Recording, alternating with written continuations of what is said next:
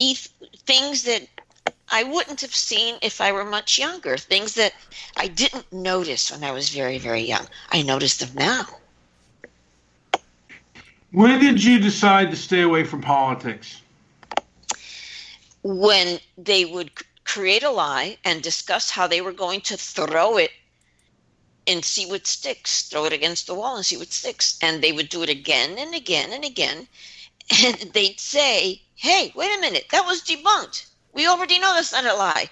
No, but I'm going to repeat it anyway. And they would. When was I totally disgusted? When I saw Watts. What's her name, Watts? Waters. And she told people to go and make Republicans feel not welcome and yell them out of restaurants and bring in a crowd. In other words, she's invoking violence against them. But God forbid anybody says anything against her. Oh, my goodness. She's calling Secret Service. Maxine Waters, yeah. Waters, yeah. Well, the powers that be, and I don't know what you can do about that. I mean, the powers that be, like I said, the left gets away with things that the right could never get away with.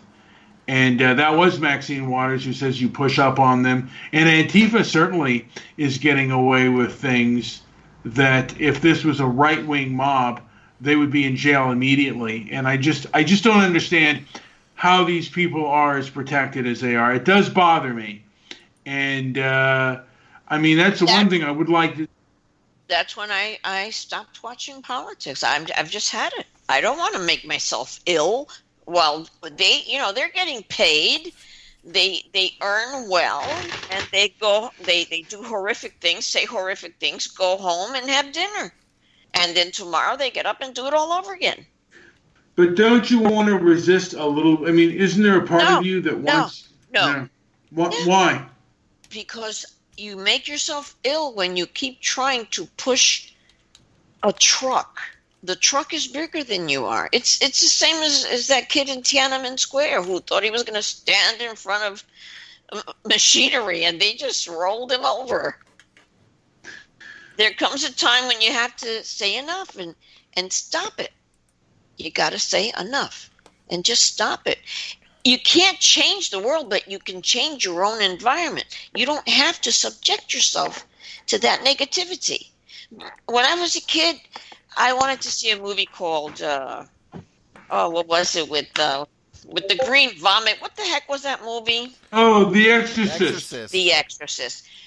But I was ironing in this room, and I had to turn all the lights on in order to watch it on the TV, but not really looking at it directly, Mm-hmm. And then I couldn't finish it. It took me 3 or 4 years to finish The Exorcist. And now I know that when I put garbage in, garbage out, if I put negative things in through my eyeballs, they're going to go directly to my brain. And that's the crap I have in my brain now. Instead of nurturing my soul with positivity, I'm nurturing myself with Linda Blair. And I won't do that anymore. There's no end game to that, but standing up to bullies, and I'm not saying and I'm not saying that you have to directly fight them, directly. I mean, they are a bigger opponent, so to a degree, you have to use fancy footwork and maneuver around them, and perhaps do the same things to them.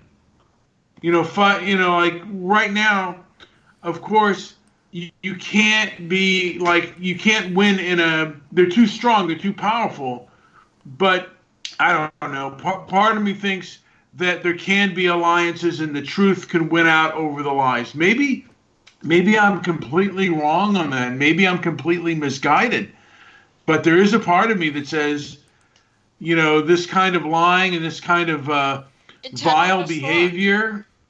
Yeah, I mean, it has happened. I don't know if you ever saw a film called Viva Zapata with Marlon Brando. Yeah, I remember that. And I remember, when in the beginning scene, the person in charge, who is, I guess, a fascist landowner, asks him his name. and he's circling his name. And then later on, you see Viva Zapata, and he's part of the government, and the government owns the land. And the person, one of the peasants is asking, for his rights and stuff, and the guy asks for his name, and he's doing the same thing that the so-called fascist landowner was doing. So it's kind of a monkey see, monkey do kind of thing. Mm-hmm, and they're playing the game where now they can't be hypocrites. Like it's not the way you'd want to be treated because there's a racial component to it. Correct. And there's this really shifty little because the one thing they also seem to control is the psychological wording and what's allowed to be spoken and what's allowed to be not, so you can have double standards of conduct. And I think that has to be exposed and at least an acknowledgement about what's going on. Well, I can't keep fighting it. I'm just tired of it. Yeah, like I said, I don't want to, make it my life, but there is a point where I want to say, the truth is the truth. And, that's one of the reasons I brought about transparency and merit. It's like, I want people, hey, I want people I want to ask people, does this how transparent is it? And how much merit does this argument have at the end of the day? And they'll either take it or they won't. Yeah. And I can't force anybody to my opinion, or I can't force anyone to drink the water that I'm giving them, or eat the food that I, yeah. And I totally understand.